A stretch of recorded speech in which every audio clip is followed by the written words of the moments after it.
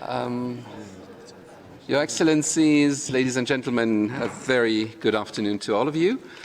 And welcome to this informal briefing session on e-cigarettes and vaping. Dr. Tedros, we're very honored to have you here with us today. And so the floor is yours to give us some words. Thank you so much. Thank you for inviting me. Distinguished delegates, dear colleagues and friends, good afternoon, and thank you for your interest in this very, very important issue. As you know, the world has made impressive progress against tobacco use. Since 2000, the proportion of men using tobacco has fallen from around 50% to 40%. And female tobacco users have dropped from almost 17% to less than 7%. We expect those trends to continue. At the same time, the past decade has seen the emergence of a new nicotine phenomenon, e-cigarettes. These products are designed to attract users, have proliferated in many markets around the world, and in some countries, children are using them in large numbers. E-cigarettes come in multiple forms with multiple characteristics, presenting multiple challenges to national authorities. There have been divisive debates as to whether e-cigarettes can help smokers quit, but their potential role as a population-level tobacco cessation intervention remains unclear. But one thing is clear. We must be guided by science and evidence, not the marketing campaigns of the tobacco industry, the same industry that has engaged in decades of lies and deceit to sell products that have killed hundreds of millions of people.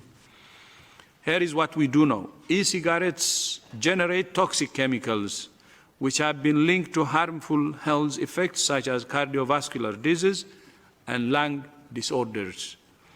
And there is a growing body of evidence in some countries that adolescents who use e-cigarettes at least double their chance of starting to smoke cigarettes later in life. Although there is a lot we still don't know about these products, we know enough to protect our children from the ill effects of these products. I thank you. Thank you very much, Dr. Tedros, for these very clear words, which will guide us, of course, also in the Health Promotion Department. I'm going to be talking to you today about electronic nicotine delivery systems and electronic non-nicotine delivery systems, of which e-cigarettes are the most common, ENDS and ENNDS for short. So I'll start by telling you what these products are, the reason why we're concerned about these products, why we can have variable levels of risk associated with these products, and why this might have implications both at the individual and population level in terms of harm. Then I'll summarize what we know and don't know and end with some closing thoughts.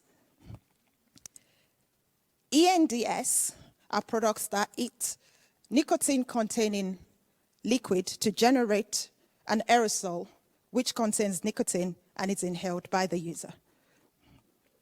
ENNDS is essentially the same as ENDS, but it's not supposed to contain nicotine.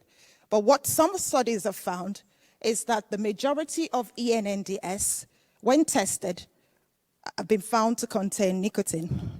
So it's very difficult to draw a distinction or make a distinction between ENDS and ENNDS. So to demonstrate this, I've got a device in my hand which can double up as an ENDS and as an ENNDS. So bear with me because I've got just one hand. So if I pick up this e-liquid, which is marked as containing 0 milligram of nicotine, and fill this device with this nicotine, then it becomes an ENDS or ENNDS with no nicotine. So if I pick the other one, which contains nicotine, and basically fill the same device with a nicotine-containing solution, it becomes an ENDS, the same product. So it's very difficult for you to differentiate between both categories. Sorry. Okay, sorry. So it's very difficult for you to differentiate between ENNDS and ENDS. So we have a third category of products known as heated tobacco products. And the reason why I'm bringing this up is because manufacturers tend to conflate this product category with ENDS and ENNDS. But these products are tobacco products and heat up tobacco to generate a nicotine-infused aerosol, which is inhaled by the user. So they're clearly tobacco products. So why are we concerned about these products? They've been found to contain toxicants, which have known toxic effects and known health effects. Some of them contain very fine particles, which are inhaled very deep into the lungs and can have respiratory effects. Some of them have also been found to contain substances that can cause cancer or have the potential to cause cancer. Just last month, a toxicology journal, published a paper in which the authors found very high levels of formaldehyde, which is a class 1 carcinogen, which means it's carcinogenic to humans. The authors of this paper concluded that the concentrations of the thermal decomposition products of e-cigarettes were found to be mostly higher than those